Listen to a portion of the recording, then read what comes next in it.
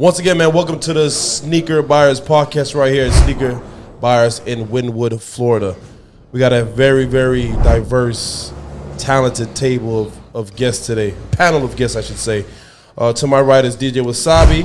What's good? Yes, sir. We here. Yeah, we here. Thank you for having me. Oh, thank you for making time. You and King Jacob? Yes. Prince Jacob. Prince Jacob. Yeah. He's vibing, man. Of course, we got one of the greatest DJs I've ever seen in my life. You're too kind, brother. You're too kind. DJ Fly Guy. What up, Slimmy? What's going on, man? Cool, man. Cool. How you been? Excellent. Crazy weekends? Yeah, we just fresh off of Miami Carnival, so you already know. I'm tired. I'm still tired. Still. Yeah, bro. Uncle Ron. Yeah, I'm the weakest DJ here. DJ Uncle Ron. DJ Uncle Ron. Nah. You are a maestro.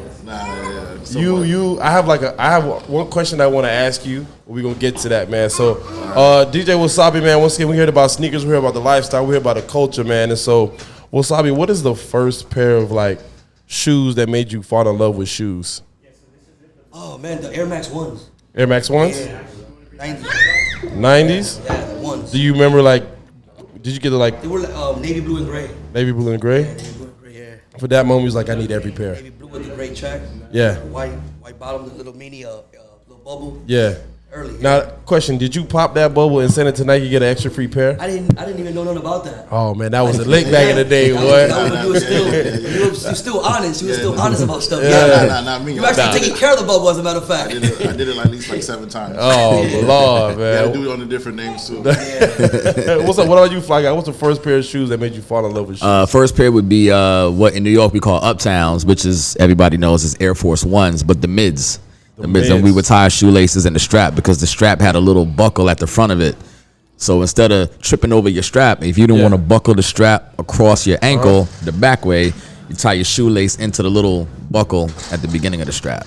I always like those shoes, but when you got big feet, bro, certain shoes just feel crazy bulky on you, and those shoes look mad heavy. Yeah, I mean they were definitely bulky. The Uptowns were bulky. Still. I remember Rasheed Wallace played in them. Yeah, that's crazy. I was like, yo, that's crazy. I don't know how he did that. Yo, man, Ron, what's up? What's up with what's your favorite pair? What pair of shoes made you fall in love with shoes? there was a time in the 90s where everyone was going after the Bugs Bunny Jordans. Yeah, Space Jam. Space Jams. The Bugs Bunny, the straps. Mm-hmm. The eights. Oh, yeah. But there was another one. There was something that looked like it. I remember Spike Lee wore it. It was with the African kente cloth on it. Yeah. I forgot what it's called. But when I saw those were when I started going crazy about sneakers because I used to I never used to care about it before. Yeah. But then I saw those, and every week I used to bother my mom about going and pick it up. And eventually I started working to get those sneakers, Yeah. Everything after that was... I know, man. My mom did. My Jamaican parents was not buying me no $100 shoes, bruh. It's same thing in a Guyanese household. Oh, yeah. So you know. My mom didn't play that. Yeah. For real, man. So Wasabi, what did you get into? How did you get into the music, man? Like the DJing. What's your little backstory? Family. I played soccer for 16 years, so it was. I just couldn't run from it. It was just all over from my cousins, the uncles, grandparents. So it's like the generations where we're just listening to all sorts of music. So Yeah. That's how I was touched. Even if you were just bored, the house wasn't bored because of that. Oh, got you. It So was was always sound going on. Oh, so you're a lot of your friends just play musical instruments? Jersey, yes, Yeah. correct. Okay. Live from music to there's a couple DJs. One in Jersey. Yeah. In Colombia, there's a uncle of mine that's. You were born and raised in Born in Jersey? Colombia, Born raised in Jersey. What part of Colombia? The coast, Santa Marta. Okay. Yeah. Yeah. I've only been to Cartagena. Oh, that's dope. Yeah. I was passing out Bibles out there. You know how I go. Preaching the gospel. Making sure all this. Yeah, man, it was just one of those things with the family. Making sure what are those gatherings and you just couldn't run from it, man. That's really what it boiled down to.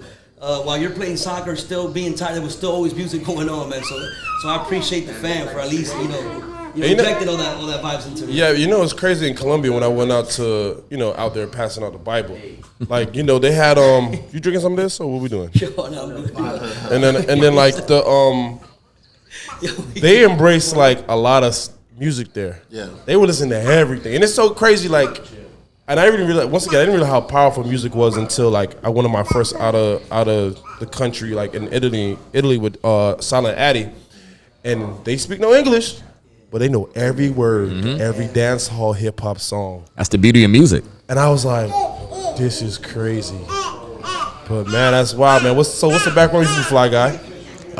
Which part of the background? I got a long story. I know we don't have that much time. So. I know you're the whole separate thing from my personal podcast. I'm gonna be a little selfish with you one of these days, man. But just you from New York? Born in Guyana, then moved to Brooklyn, then moved to Miami. And then when did you move to Miami? This is my second time living there. So I moved here 88 to 98, and then 08 to present. Oh, okay. So when did you get into the DJing? 2008 when I came back. Oh, really? When I came back, yeah. That's because in New York I was an MC first. I was an artist first. So in New York, in the underground scene, you're doing a lot of shows. I would do like 3 or 4 shows a week. And I came down here, and there wasn't really that avenue for artists to really get their music out. And I kind of got depressed a little bit. And a friend of mine told me to feel better, I should go check out this old school hip hop party on the beach called Classic Sundays at a spot called Love Hate. Oh. And I went and I met the guys, Self-Born, Mark Gordon, and I met them, Johnny Walker Red, who now goes by Ferg Fresh. And I met them, became cool with them, and I asked them if I could DJ. I didn't know how to yet, but they said, if you want, you could play the last 30 minutes. And that's at 4:30 a.m. to 5 a.m. And that's how I started. So then every Sunday for the next 3 years, I went and played. And then I guess I got kind of good. Yeah, that's definitely the first place I personally saw you was Love Hate, where that's where it started. But I knew you from the clothing store.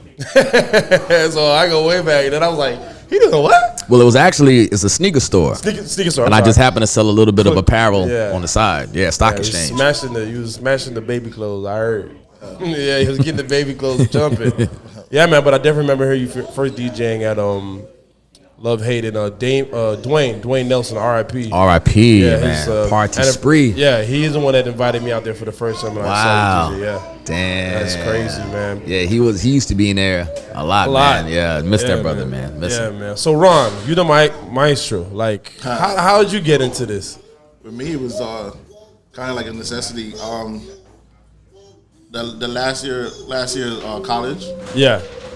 My parents kind of like not cut me off, but they put me in a box where I had to do it on my own. So I started throwing parties and concerts. Wait, so this is at St. John's University. St. John's, in New York. Queens. I was in New York. Yeah. So then after that, I got a job after college, but I lasted like 8 months. I knew it wasn't something I was supposed to be doing. So I knew a lot of people that was in the music industry because they used to come to my parties. Yeah. So I asked one of my friends, Alvon Miller, he's director of marketing for Shady. I said, yeah, let me work for you. And he said, yeah, it's going to be free though. I'm not going to pay you. I said, all right, cool, I'm going to come to work. But I did an internship with them for about 8 months and then went into consultancy, then went into a role. So consulting as far as like what? I mean, like I didn't have to be on like a regular payroll. I just do specific projects around the United States. And I ended up here in Miami for a couple of those projects. And when I came to Miami for about 3 weeks, then it turned into 2 months, then it turned into forever. I made my sister ship all my clothes down, and that's how it worked out. Dang, man, that's crazy. It wasn't something that I really wanted to do. It was just a necessity. And then Paul Rosenberg gave me like my first check to start my own business. And from that point on, it was just like 8 or 9 businesses after that. It just kept on going. That's crazy. But you see what he said first? He said the guy wasn't gonna pay him. Yeah. And he still did it. Paying dues. Yeah. All the parties I did back then, I played for free. Yeah. That's something that you don't. What doesn't happen nowadays? I don't really see a lot of people willing to put in that kind of dues paying and do stuff. Everybody wants the instant gratification now. I made a post about that the other day because I have about 30 people every week hitting me up to work.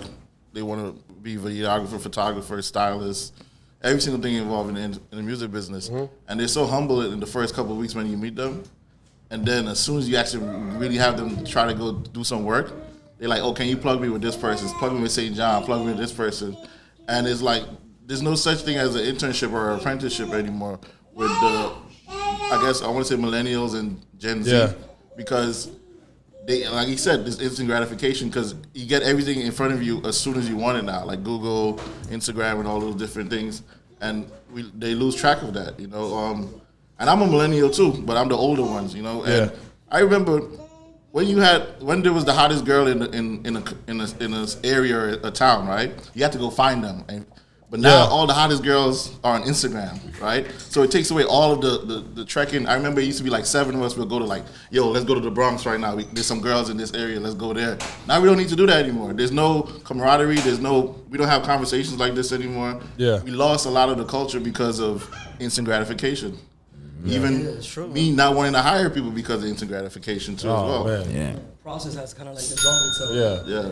Well, you can hire me, bro. You gotta pay me, dog. Like sometimes I'm like, and I tell everybody it's crazy. Like I went to FIU, then I was in broadcasting school, like Connecticut School of Broadcasting, and I remember 2010 for 2 years. And I was that guy. And like them time, I was like on the rise. I was on TV with Video Mix TV with Jesse. I was on TV every day. I mean, they was watching me in the old Diamonds, the original Diamonds, which is now G5. They had me on a big old projector screen. If you remember, they had a projector screen in there. I was on there every day. I had no idea. Right. So I was trying to get an internship at 99 Jams. Derek Baker, like blowing that phone up every day. And I just couldn't figure it. I knew people in the building. Like I knew people. Like I was hosting parties alongside cats that was on radio. And then I never got on. I ended up moving to North Carolina, December 17, 2012. And then Jesse went to A&T in Greensboro, North Carolina. And he knew Waleed Coyote. He made one phone call. A guy told me to call this guy. Didn't go there. I do different tax offices. But I went up there. He said I showed up to a club one night. They was still drinking Ciroc like crazy. This is Ciroc days. Red Berry Ciroc just came out. So I'm in the club just there standing. Mind you, I done toured the world. I've been blessed, but I'm here. I'm just here. I don't care because I know like where I want to be and I'm willing to make the sacrifice. By the time I started interning January 31st at 102 Jams, I got hired to my first on-air shift was Thanksgiving 2013. And like I remember like being in it, like I was never in the studio when the artists come. I'll be in the production room because I was doing all his imaging. I would just say, "Hey, record this. Let me produce your commercials." So now I'm saving him crazy time. I'm making your life easier. So for everybody out there, you want to get a job or you want to impress somebody, make the person you working for life easier. Exactly. And I guarantee you, they're gonna want to keep you. They're not want to get rid of you. That's a line right there. For real, because I've seen that to the extent where people have gotten fired because they get somebody so talented that makes them look so good that yo, I'm not letting this person go. Yeah, so I mean that internship, that grind, I really don't see it. Yeah, I think that's a good model to live by. Make that person's life easier. Because I think I made everyone's life easier. I remember there was times when I had to choose between like eating food. So I know some of my partners know that, but I used to like I wouldn't get food, right? I make sure my rent is paid. Yeah. And then I knew at 12 o'clock there's a lunch buffet that comes out at Shady. So I'm the first person there. I get the food, and then I take some and put it in my bag. Yeah. So I got it for dinner. I did that for 8 months straight. Damn. Oh, that's real. Bro. That's grind. That's grind. Yeah. I'm calling my mama, boy. My mama don't work too hard for me to be down, bro. Yeah, but it wasn't like it was a forced habit because I didn't want to go to my parents for help. Just stubborn Caribbean kid, you know. No, I feel you because even when I didn't have no what's the little swipe card you used to get in college? Metro card. No, Metro. But all right. So in school you had a meal plan. Oh, the lunch card. Oh, the meal plan. Yeah. When you on meal plan right night, boy, you had to get cool with one of the athletes. Yeah. You know what I'm saying? So they have unlimited. Get that to go box. Yo, hey bro, let me get a swipe, bro. Let me get a swipe. Oh man, you used to get them swipes sent, bro. Yeah, I miss them days, man. Did you know Riggs at Shady? Riggs Morales? Yeah, Riggs. Dart. Riggs, Dart, Paul. Who else is there? Mark LaBelle. Small world. Pedro. They all at Def Jam now. Every single one of them. Yeah, Riggs is in Atlantic. Riggs was before he got to Shady, he was at Unsigned Hype at the Source magazine. Yeah. And that's when my brother was the editor-in-chief of the Source magazine all through the 90s. Yeah. So if you ever read the Source magazine. Your brother Selwyn? Yeah. Oh, shoot. Yeah. Damn. Yo, it's my it's book. Really a small world. Yeah. That's crazy. Yeah. So if you ever read the Source in the 90s, like my brother was the head of spearheading that shit. I used to hear, who had that podcast? He passed away. Oh, man. He was... Combat Jack? Yes.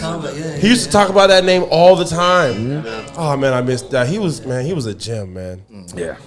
He was my magazine, my Source Vibe XXL, Stress Rap Pages collection is You still have them? I still have them. Listen, okay, let me tell you. Okay, so since '93. if you have this particular cover or what do you call it? Issue. It's DMX on the cover, and the source is black. It's a black and white photo. The source is in orange.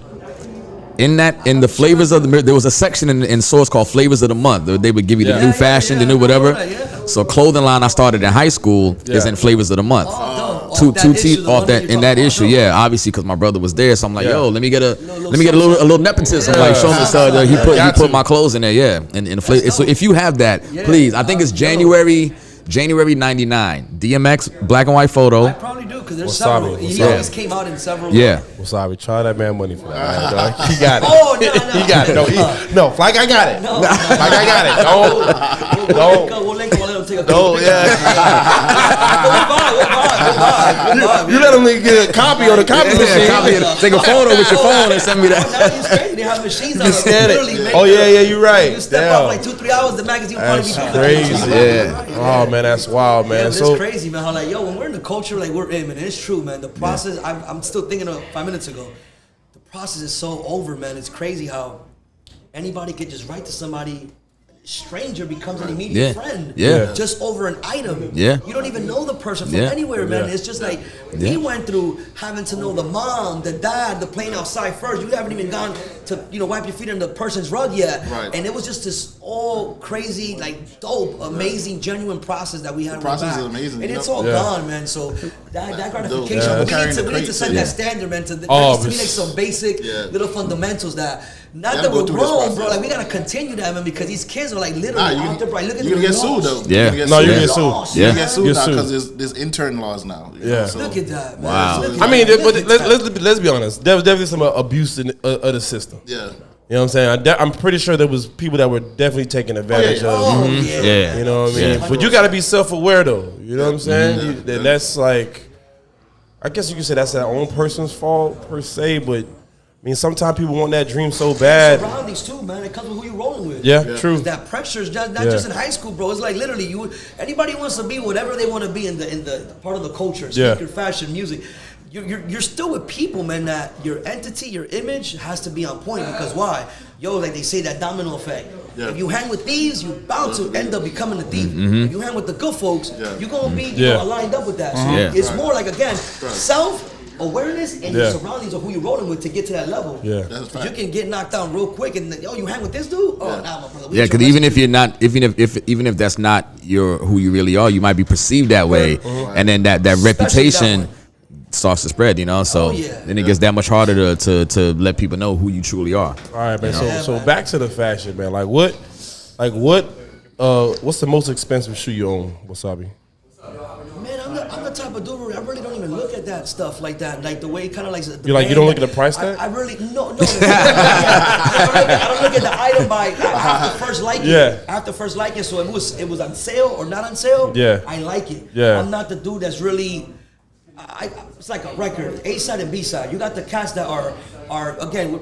90s, man, we looked at stuff by the authenticity, and the D-boys in the block always look fresh. We tried to mimic that. Yeah. Unfortunately, that kind of dissolved itself too. So nowadays, it's more the instant. You're reading and you're looking at what's cool and who is wearing what for you to tag onto that. So price way back really wasn't a thing to me. It was just like what you like. Dope, the flies, New Balances, the flies, Reeboks. So it was more of a genuine So fashion thing. You know? how much would you pay for like a pair of Air Maxes? Like, what's your Air Max price level? Oh, right now I got Air Maxes that are like 3 and change, 250, yeah. But again, dishes that are not gonna come out again. Yeah. So now I know that the worth. I like the shoe, and that colorway is not gonna come out again. Yeah. See, even I wouldn't even do that even at this stage. Like, even if I could, even though I can do that, it's hard for me to pay more than $150 for a pair of sneakers. Like, it's hard. Like the one pair I bought maybe 2 years ago, I bought some Wu-Tang Wallabies. Because I'm a diehard Wu-Tang fan. Anybody that knows me close knows how I am about the Wu. So I bought, and I think they were like 180 something. And even giving my card to the register, I was like, do I really want? But I'm like, you know what? I know I'm gonna be the only one out here wearing these shit. So go ahead, take it. And sometimes that's the motivating factor. Like, if you know, I never like to do the same thing everyone else is doing with fashion, with DJ style music, whatever, anything, right? I knew nobody else was gonna wear those. Oh, it was gonna be very few people wearing Wu-Tang Wallabies in Miami. Are you? Yeah, I'm gonna tell you that. Where were you at? No, it was here. Yeah. So that's see, what Fly just said. It also puts me back. It reminds me of my brain tape on some like when I landed with my parents to Florida. I was wearing a triple fat goose, man. Trying to make a statement because you come from the Northeast. Come from Jersey, where you come from. And at the end of the day, it's like that's exactly how he's speaking.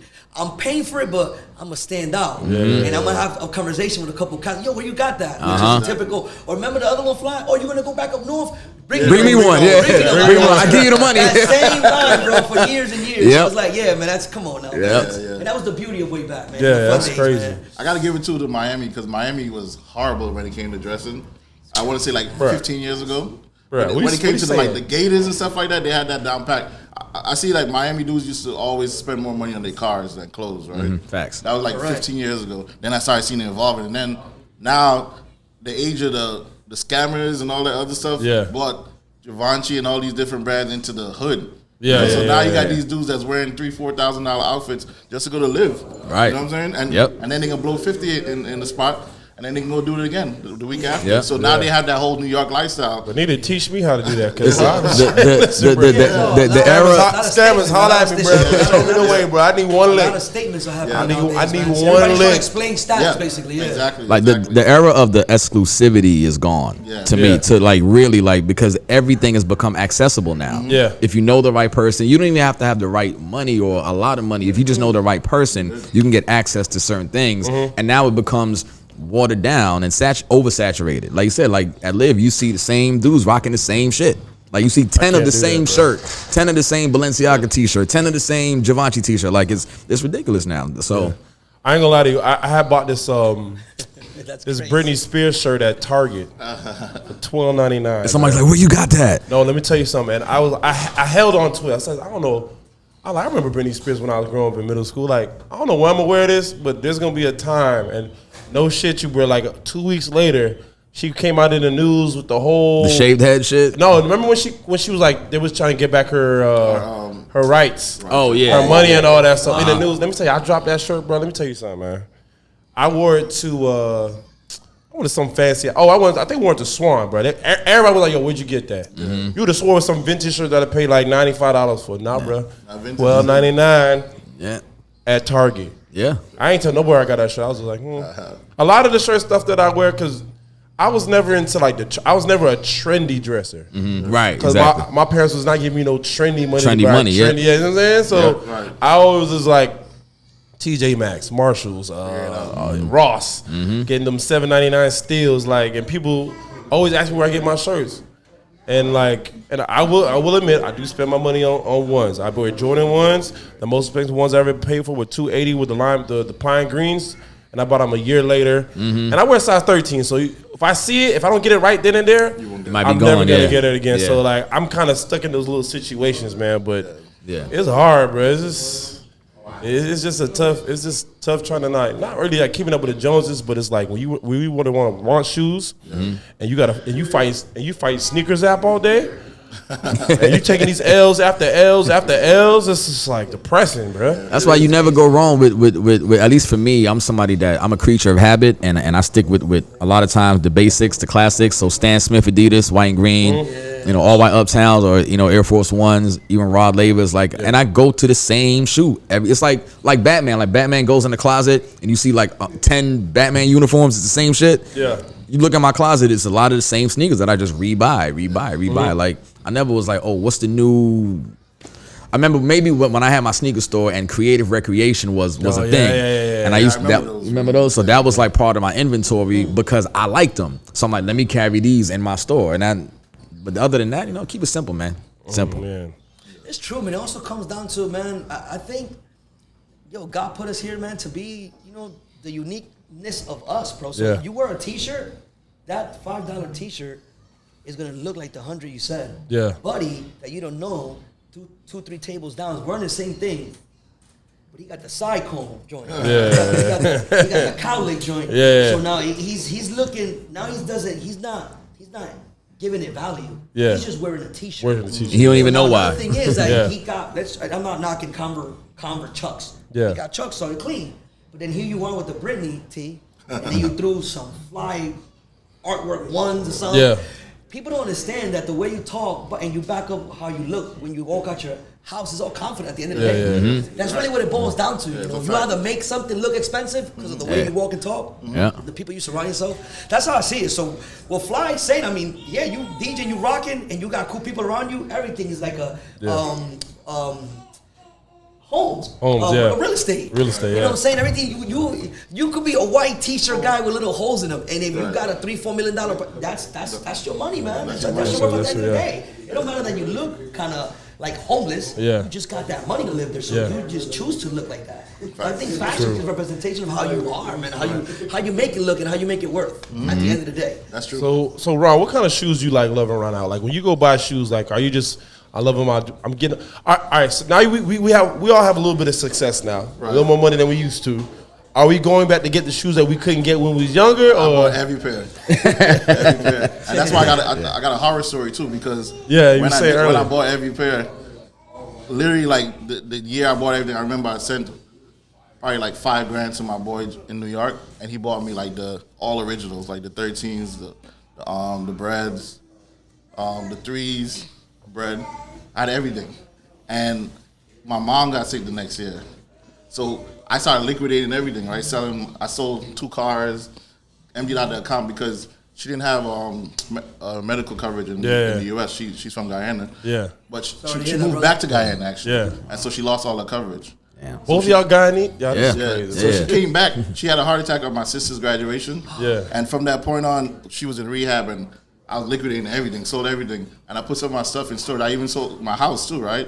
And there was a week, you know, like when you have that week where nothing goes right, and you know something's coming, but it's still not gonna work out that week. Yo, I had a $75 storage unit, and I needed 4 more days to cover that storage unit, but I refused to ask anyone to help me out.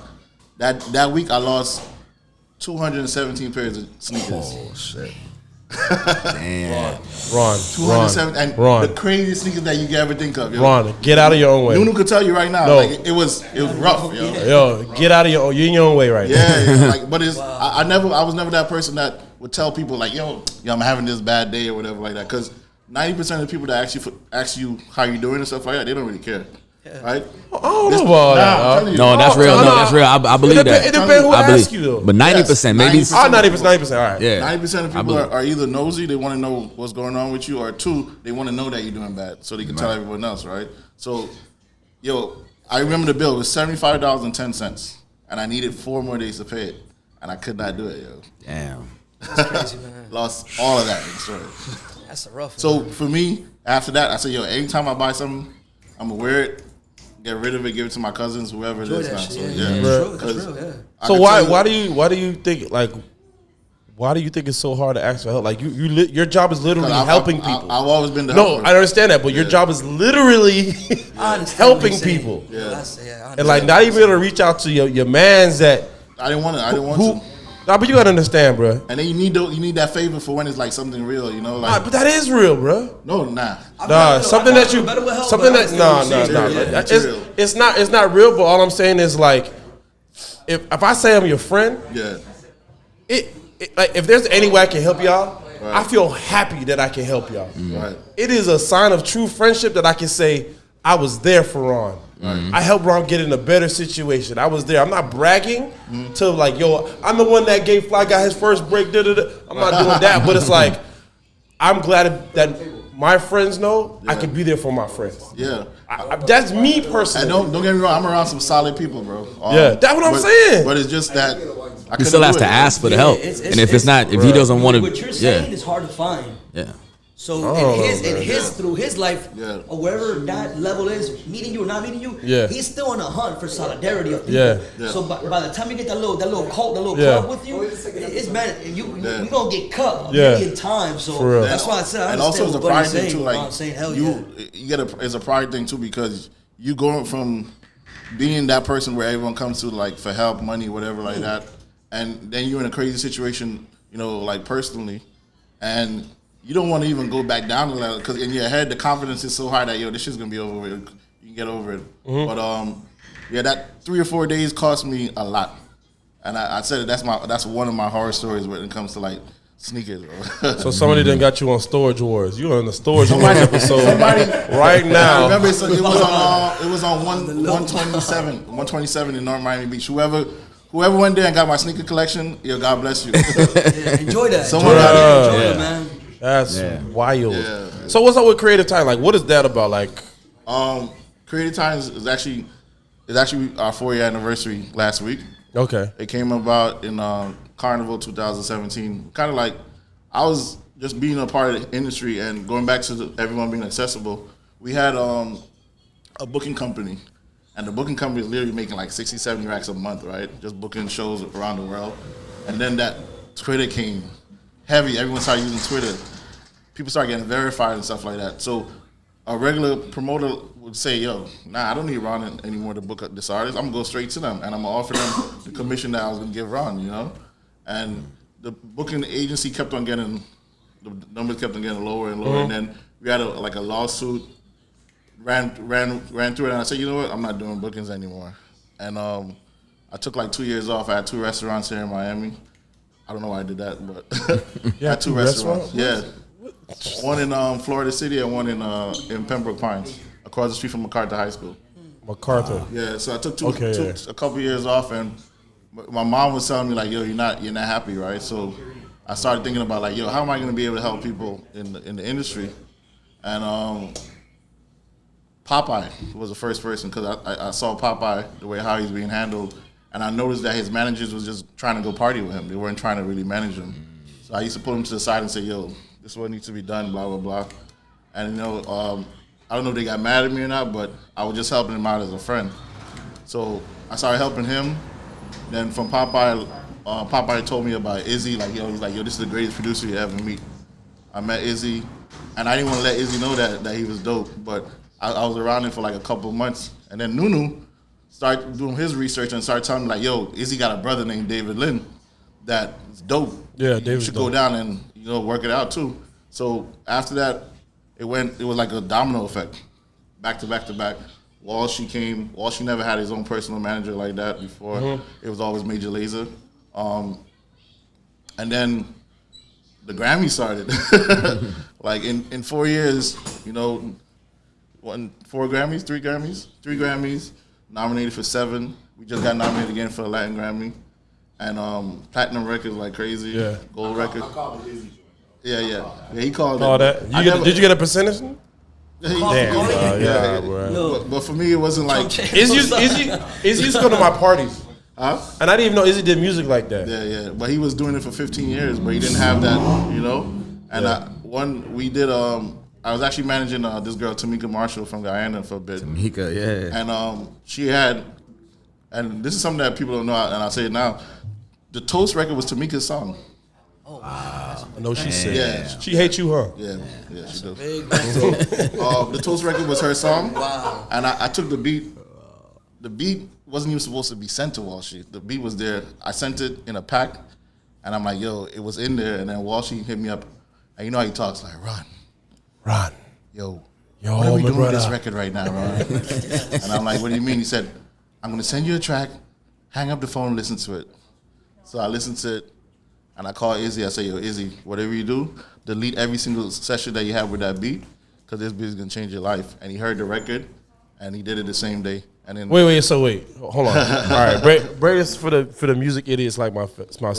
I might be in the industry, but I'm on like I don't know what level I'm at, but I'm not in where y'all are. So, right. So when he says how the track, he has all the vocals are the lyrics and everything. We have 2 other songs on that beat, 2, because we did one originally with her, and then we did another one with this Afro artist named High on Fire and some other kids. But I got upset because those kids got my G-Wagon. The feds impounded my G-Wagon because they were scamming. And when I went away to Guyana, they took my G-Wagon and they got impounded by the feds because they was using a fake credit card at a hotel. So I said, you know what? I can't work with y'all anymore. I said, easy, delete that. That was the first one. And then with Tamika, after I got the call from Walshy about coffee, I told Izzy, yo, delete that too, you know? How we gonna open that? Yeah. Slogan. Oh, it's like a twist. Yeah, I told him to lead that, and I was like, "This song's gonna change your life," and literally, it happened exactly the way how I said it.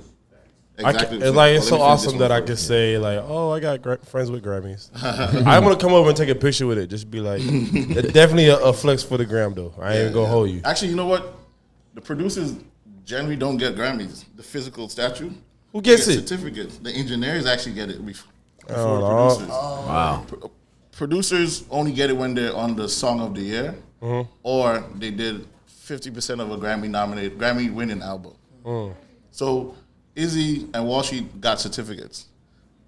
Dre Day, the engineer, got a physical Grammy. Yeah. See, I just learned something.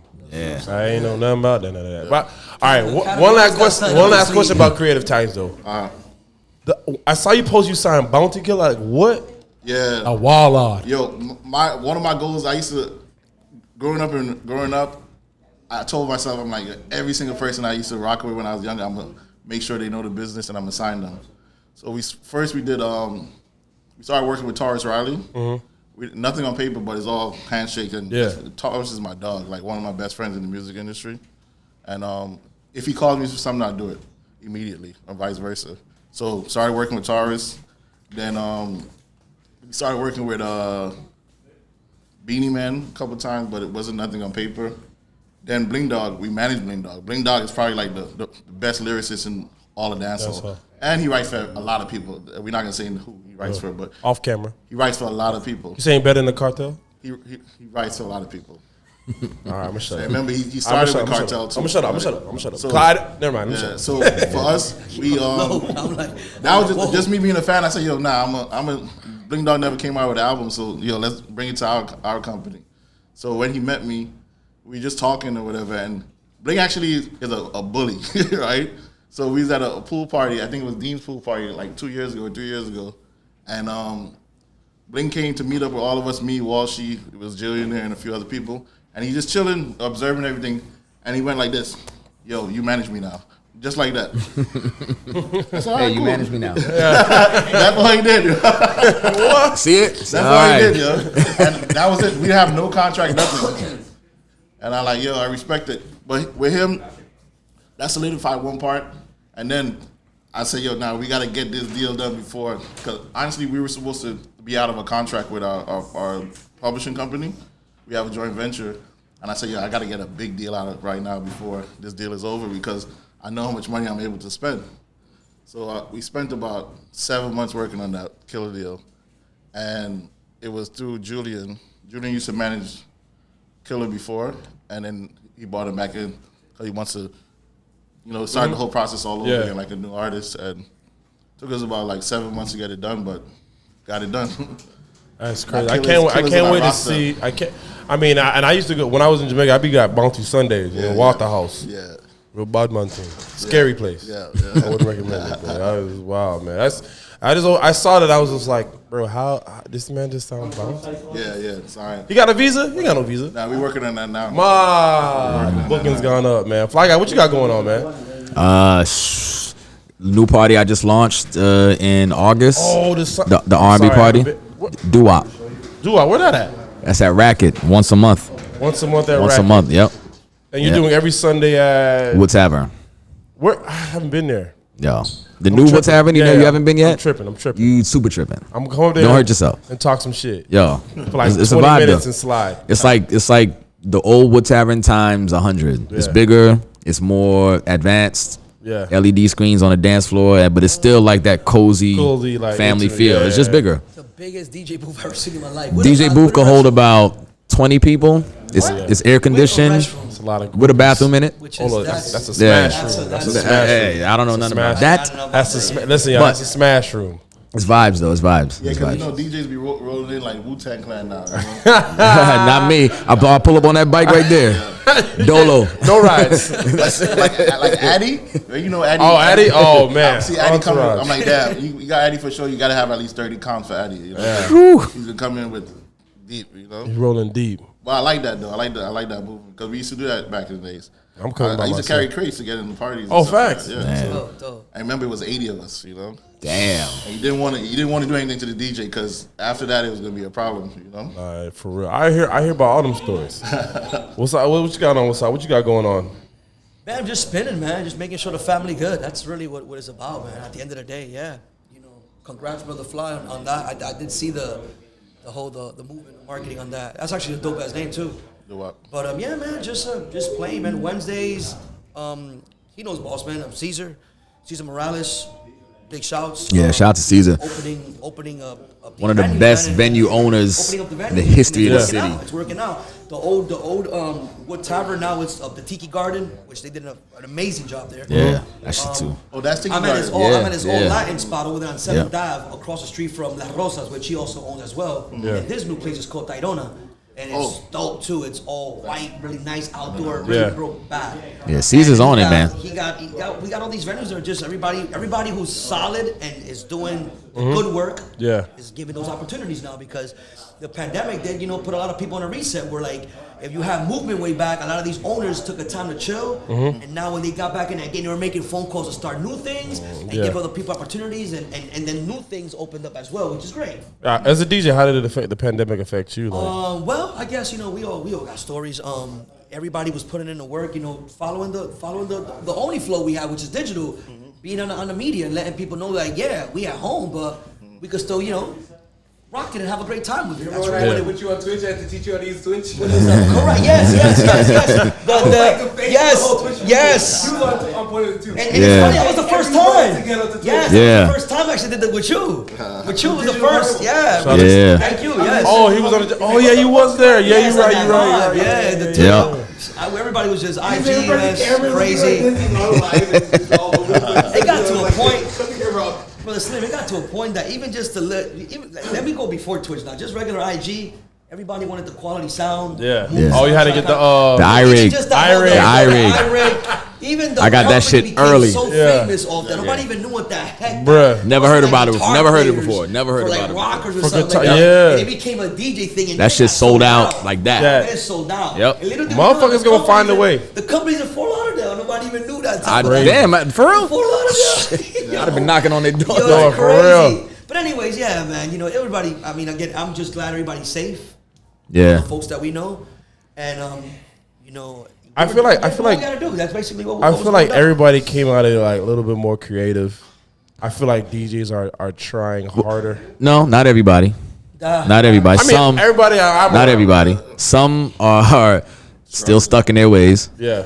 Some, unfortunately, I know some who are still not DJing and haven't returned to DJing since COVID hit. Unfortunately, my prayers are with them. Yeah. And then some have found a way to recalibrate. Yeah. And reapproach the business, almost not starting from scratch, but with a fresh energy and a fresh way to approach the shit now. And it's been tough. It's been real tough. Like it's still tough trying to get the money that you were getting pre-COVID now, because again, it ties into the instant gratification thing. It doesn't only come from new DJs. It comes from venues who think that you open a venue or you start a night, you should do $100,000 at the bar first night for every night that you open. Like, so it becomes a difficult thing to try to show somebody your value as the talent, as the artist of the venue. So it hasn't been easy, but a lot of us are blessed to be back working again somewhat consistently. But for those who aren't, man, like my prayers still go out to you, because the shit is not easy. It hasn't been easy. This is a good time. This is a good time to plug that. Everyone, all the DJs, they can join the Mafia. We started Creative Times DJs about 2 months ago, headed up by Charles Lee. So we're running into a different direction when it comes to like the approach on just DJs in general. Yeah. Not only club stuff, branding, going towards like scripted television shows and things like that. So we're trying to move things up to the next level. So it's residual money on top of the club stuff. Sign me, Rawwn. So just reach out to our guy Charles Lee from Creative Times DJs, and we can run it up. I don't know what I'm gonna do, but I feel like it could be an asset to the company. Let's run it up. And you don't gotta pay me. I just get money off the residual. So I gotta earn. So I'm really earning my money. You know what I'm saying? Y'all need a tour host or whatever. I mean, I feel like Talk to his manager. yeah, Ron. I don't know what Dean doing. Let me stop playing. Dean to go. Dean, let me tell you something. Dean, you do a good job. I be giving you a hard time sometimes, but I be real appreciative of what you do. Like, you put me in a lot of good places. Because best believe, when I used to come down in town from North Carolina, I would position myself to come because I wanted to MC at Coyo Taco so bad. Oh my God, I used to beg, yo, I'm in town for these days. Can I just get on the mic for a little bit just to get back the vibe? And you know, being in North Carolina, I'm a Yank now. Right. I'm a Yank. Like, I don't know. So I'm hearing this new dance song. I'm like, before I come down, I'm listening to all the new mixes, live audios. Like, I don't know who this and who that. But trust me, I be out of the loop. So, you know, just being able to, like, you know. And when I moved back, he didn't even hesitate to put me on every week, and it's been a blessing. And even to be in the shadows of Walshy sometimes, like, you know, and even Walshy giving me that stamp of approval. Yeah. You know, because coming up, I wanted to be Walshy. You couldn't tell me, like, that's for me personally as an MC, because I can't DJ. You got to go to the bathroom. I can play like maybe 1 or 2 songs, but outside of that, I'm just gonna talk through these mixes, and it is what it is. You better hurry up. Right. But you know, I just feel like as more DJs talking, those are less jobs for me, and I love being in the party scene. I love those intimate clubs because I feel like that's why I really excel. I got a Walshy story for y'all. Let me tell you a Walshy story. So I've known Walshy, let's see, about 20 years because we went to the same college, went to FAMU, right? And you speak about intimate vibes. The closest thing to Coyo, from my memory, is going to see Walshy play at a club called Mount Zion. Actually, it wasn't even a club; it was a restaurant, a Jamaican restaurant Zion, that just turned into, you know, a bashment in the night, right? Yeah. And that's when I met him. He had braids then. He was rocking the braids. This is, I think, even before Black Shiny, like right before he got in Black Shiny. And I'm like, yo, this DJ is like, he's real wicked. Like, I want to meet him. Then we got cool because we were both in the CSA, Caribbean Student Association, right? Yep. And then from there, he knew I rap. And I was like, yo, it would be cool if we did like a MC or hip hop reggae collaboration on record. Yeah. And we ended up doing a song together. Yeah. The song is called Say So, where Walshy is doing the chorus. And I'm rapping. Wow. We need that. I found the CD, but the CD cracked. So the record, like, you know, you put in and you wait for the track to load. Yeah. It won't load. Oh man. Well, I'm trying to find a DAT tape, because back then it was DAT tapes and ADAT tapes in the studio back then. You young boys, you know, you have to actually, but whatever. So I'm trying to find the DAT tape somewhere in storage of that record of me and Walshy. This is 20 years ago. Oh, that's crazy. Yeah. I think what people understand too is just not because he's with us, is that Walshy means a lot for Miami, because when he's outside of Miami, he represents Miami so hard. Like, he'll play the same set that you hear at Coyo on Tuesdays, and then in terms of like MCing, he makes people feel good at parties, yo. And that's one of the hardest things to do. Like, you make people feel like he's talking to you directly. You know what I'm saying? And I see it all the time. I remember my boy, he just started learning English, and he goes, man, Walshy makes me feel good, man. You know, like, he just started learning to speak English, and he's understanding what he's doing. And he said it to me. I'm like, you know, pay attention to that. And then just the stuff that he did for us in the Caribbean music scene, you know, he's responsible for Protege. He put him on the map, put Chronix on the map, put Coffee on the map. You know, a lot of these people that he never got his flowers for those things too, you know. And the music, a lot of the music that you guys are hearing is outright from him or indirectly from him, especially on the Major Lazer side too. Yeah. You know? Yeah. So, he's a special dude, man. Shout out to Walshy for that. I mean, like, and like you said, he make people feel good, and that really made me. I just watching him from afar for so long, it really made me like change my style, because you know, when you first get into something, you want to be like somebody, and until you when I went going to North Carolina was the best thing ever, because I really came into my own as an MC and a host, and I was Slim City. I wasn't Slim City trying to be Walshy. Slim City trying to be Nasheen or Juxi or English Fire or Shadow, like people that I really looked up to and I wanted to be like for real. And like I was just like, you know what? I remember one day it was the night that his father had passed away, and he still had a party right up the street. You know that Checkers?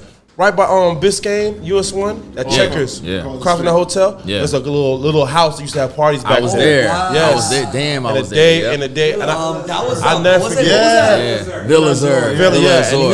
Wow. Yeah, it had like 6 rooms. Yeah. Right on Right on the right. Right behind that Checkers. Banged up street. And his father had passed away, and he still came to the party, bro, and worked. Yeah. Despite everything he was going on, and like he was just like it was no like, well, none of that Badman speech. Yeah, Badman speech, but it was just on a good vibe. Man. From that day, I was like, you know what? I ain't never gonna talk like on some violent MCing type stuff. And I promise you, like my stock in my career, my value has gone up drastically, and just the model of that positivity, making people feel good, that's a real thing. Yeah, and Fly Guy, you do that too. Listen, I listen to you enough times at social exchange parties. I'm just like, I'm here vibing today. I'm chilling. Fly Guy's like, I feel great. I gotta go say something because Fly Guy got me feeling away. You know what I'm saying? And Fly Guy doesn't need an MC. Right. You know what I'm saying? But he trusts me. And he's on another caliber than where I am. I'm trying to get to where you are. I wouldn't say all that. No, but seriously though, you're there. You're where I want to be. And for you to just entrust me in that moment, in that time, where this is your bread and butter, this is how you make money. That's like saying, yo, young buck, come on, bro, I got you.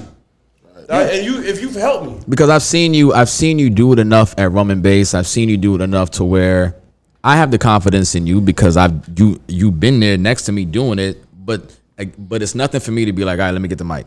Oh, you know, you know, but because it's still in the most humble way I can express it. Right. It's still my show. Yeah. But because I trust you and I got love for you, I'm like, no, rock, yo. I'm a matter of fact, go play this next record because I'm going to the bar or I'm going to the bathroom. Like, and that's because of our energy, our exchange, our relationship, our interaction at Rum and Bass, these other places. It's like, because the thing that didn't really happen for me, which is why I mentor a lot of DJs.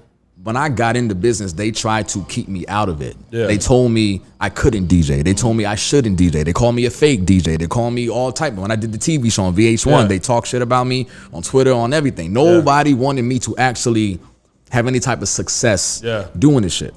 So when I got in it and I started to get a little bit of avenue here, another opportunity here, where a younger DJ would come to me and actually listen to what I had to say because I'm actually, trust me, I can help you in more ways than you realize. Let me do for you what nobody wanted to do for me. And that's why it's like this, it's just extending an opportunity and an olive branch to others coming behind you to help push the culture forward. As cliche as, everybody likes to use the word culture now, but it really, if we don't cultivate it properly and help each other move it forward, it's gonna die. Yeah. It's going to die. And that's the most important thing too, that I would just say, just before any of the, these sucker record label execs tell y'all, the DJs are probably the most important part of music, because when you actually get the physical product, how does the music get out? Digitally, you can send it out and it'll become viral.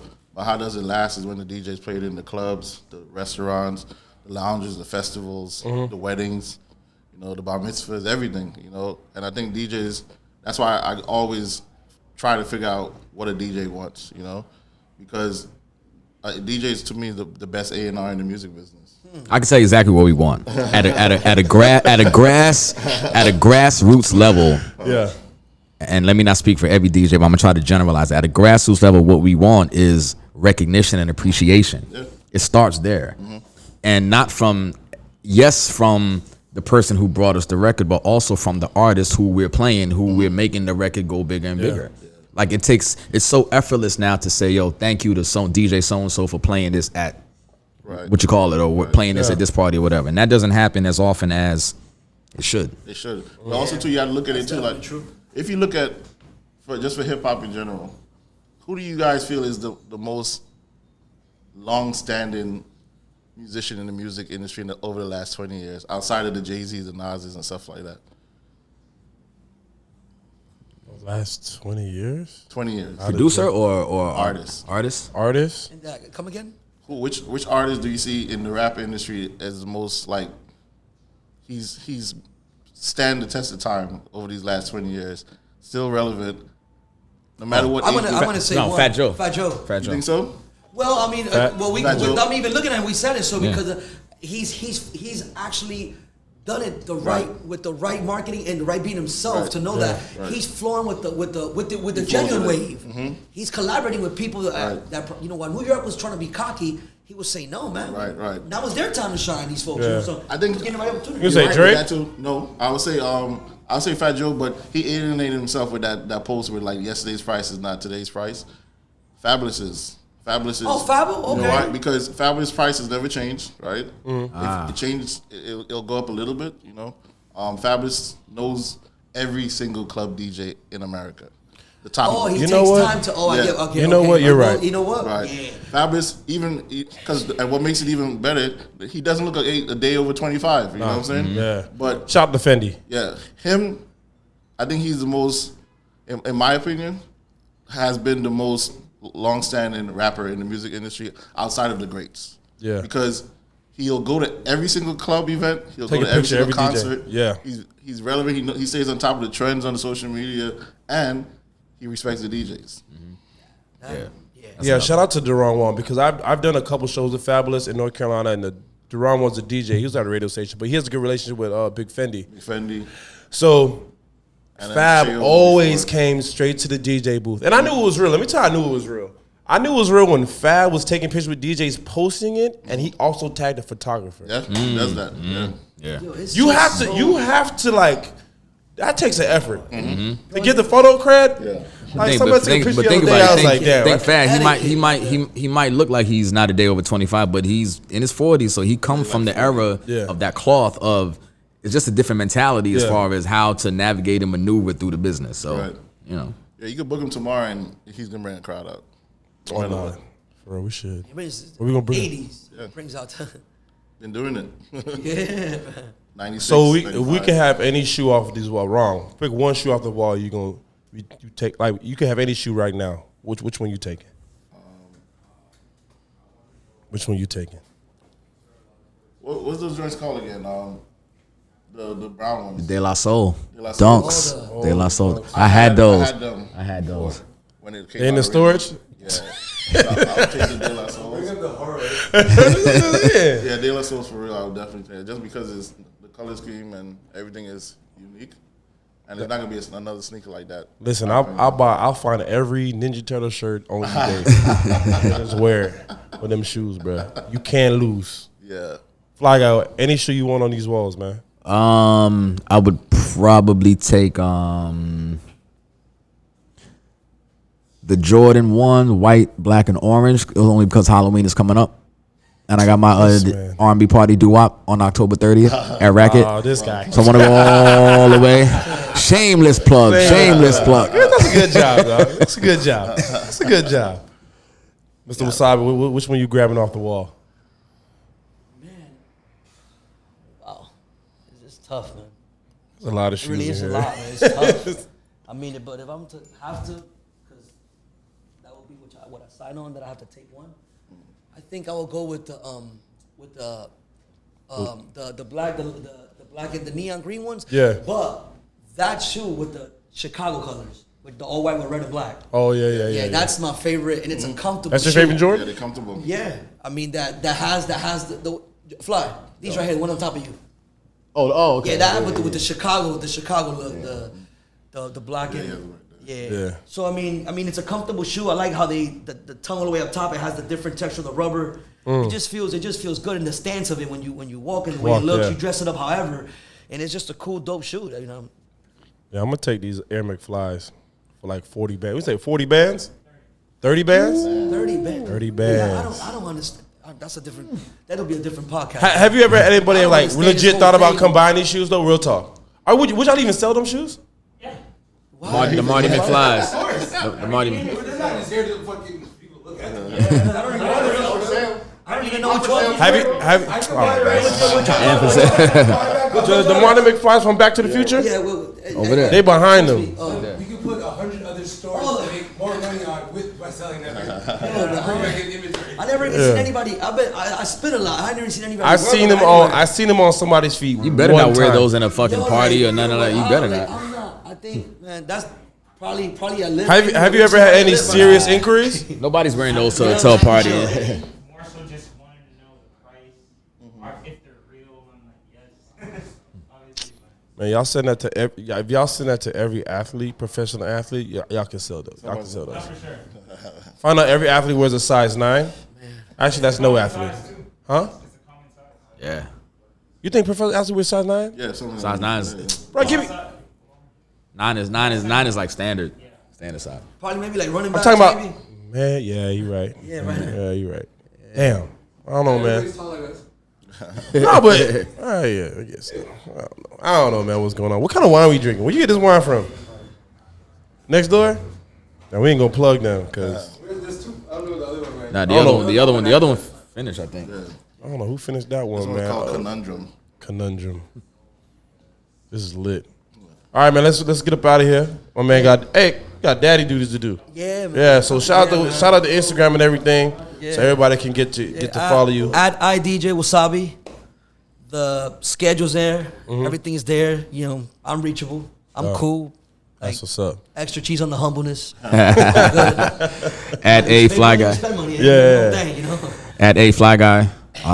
And real quick, I'm full of plugs today, but because I feel real good, my book during quarantine, I published my first book, To Miami with Love, the photography book covering Miami's quarantine pandemic life. It's officially been inducted into the History of Miami Museum as part of Miami's history. Damn. So Congratulations. everything in the museum from the 1600s to my book is now So in you're a there. legit historian.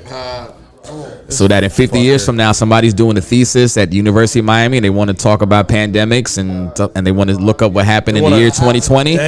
My book is on display for them to access. Yeah. It's available for sale now. Yeah.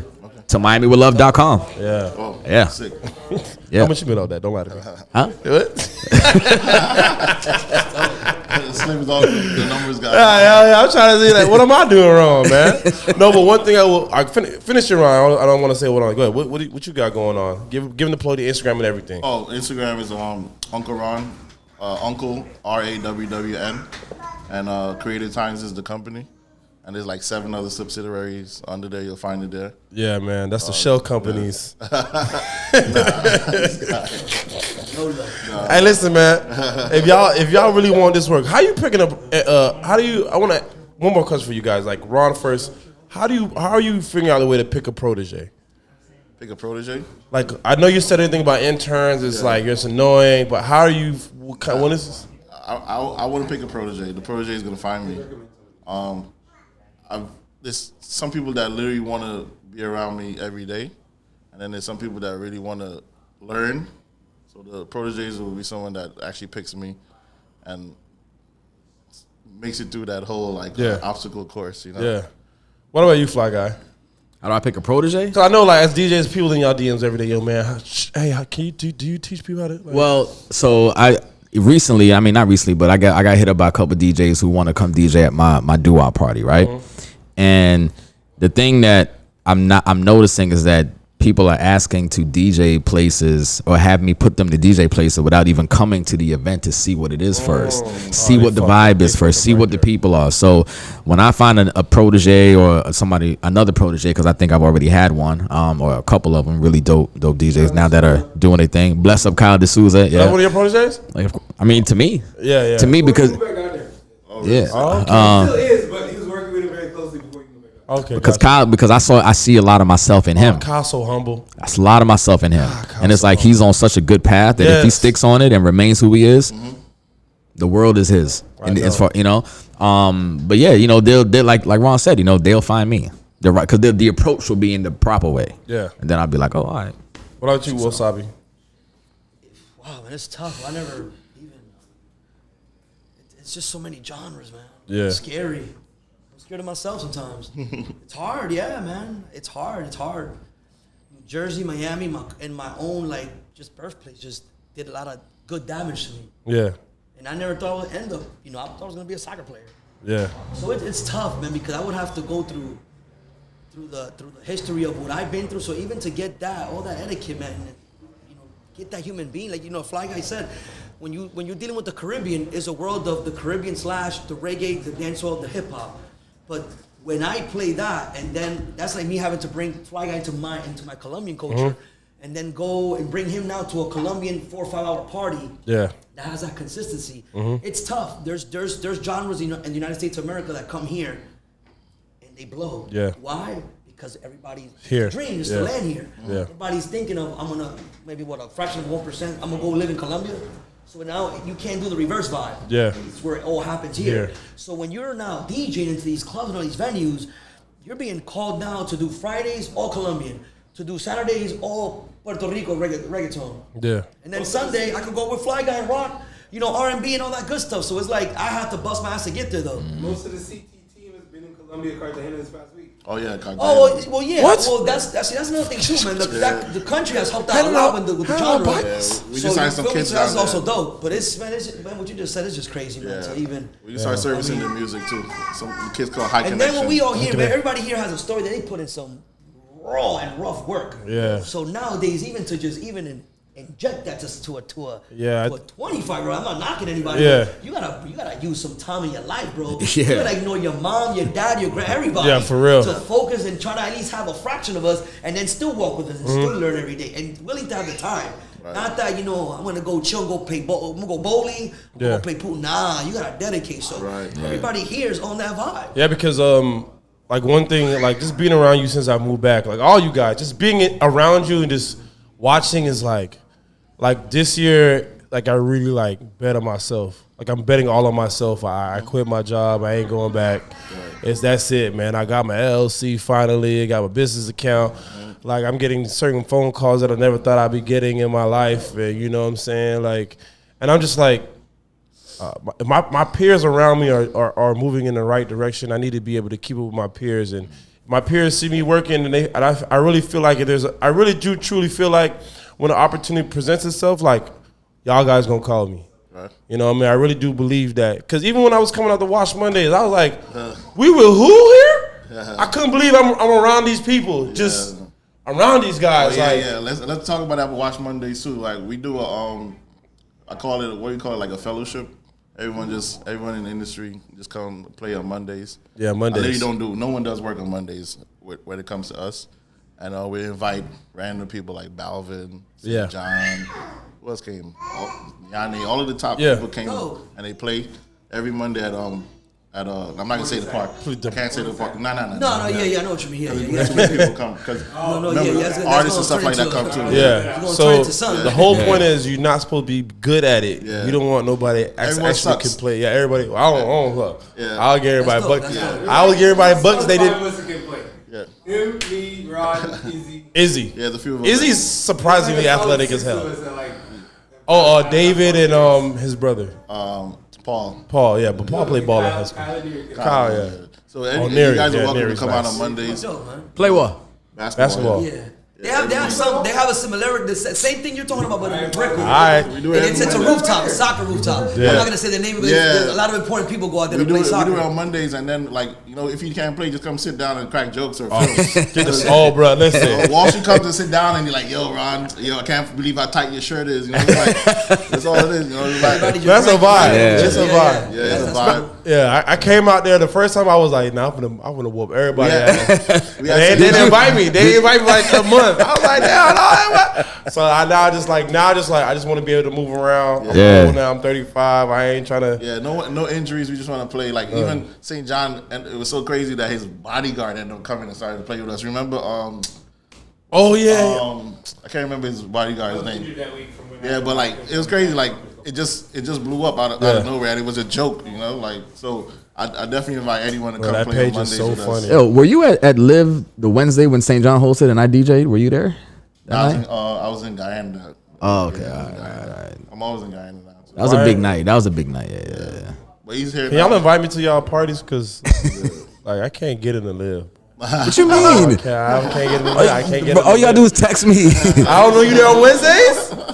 No, they don't even open. This is before COVID. They don't even open on Wednesdays anymore. But we gotta be careful with. You can come on a Sunday. Got the way too. You be there on Sundays? You know you sometimes. Yeah. I'm coming. I'm gonna harass you. +1. Yeah. +1. Do you know what it is, bro? I don't like to. Medium. I don't know, man. Man, I don't know. What? You don't want to stand in line? No. You don't want to wait? What? Listen. Bro, I'm the type of person. I've been going to parties with my homeboys, and me and all my homies can't walk inside. I'm waiting in line, bro. I don't care. My homeboy's not finna stand outside. Bro. I'm waiting in line. I'll wait. It's not that. You gotta. I got an approach when it comes to like any place, anywhere. I deserve to be in that building, right? So I'm gonna make the doorman, the security guard, and every single person believe that I need to be there. The other day, I say hi and bye to everybody. on You Sunday, right, man. we finessed 17 people. I brought 17 people into WizKid's concert. I wasn't even supposed to. Remember? It wasn't supposed to be like that. Yeah, but like for me, I feel like I'm supposed to be in there. So when I'm ready, we'll do it like that. Yeah. And then also too, I remember you saying something about your parents. Being Caribbean parents or Latin parents. How many of y'all have heard say, "Yo, get a real job"? Oh my God! I still hear that. Yeah. I'm hearing that right now. Okay, cool. Yeah. I kept hearing it until I got on TV. I heard it. Then once I got on TV, my mother was like, "Oh, okay, I guess." All right, go ahead. Wasabi, your mom ever told you get a real job?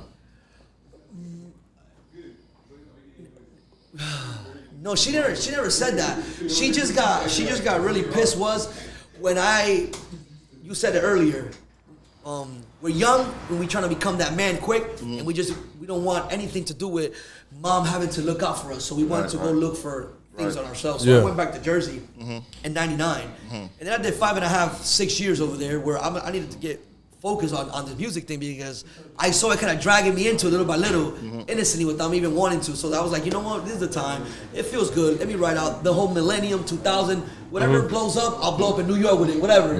So that's how it went down. And that's when I started getting educated by Rich, Spinner, everybody who I knew like was that iconic and legendary DJing status had. I was like, let me follow these guys. Then I'm gonna work myself into the cats that are younger, and that's how all that started. Again, man, we just gotta put in that work though.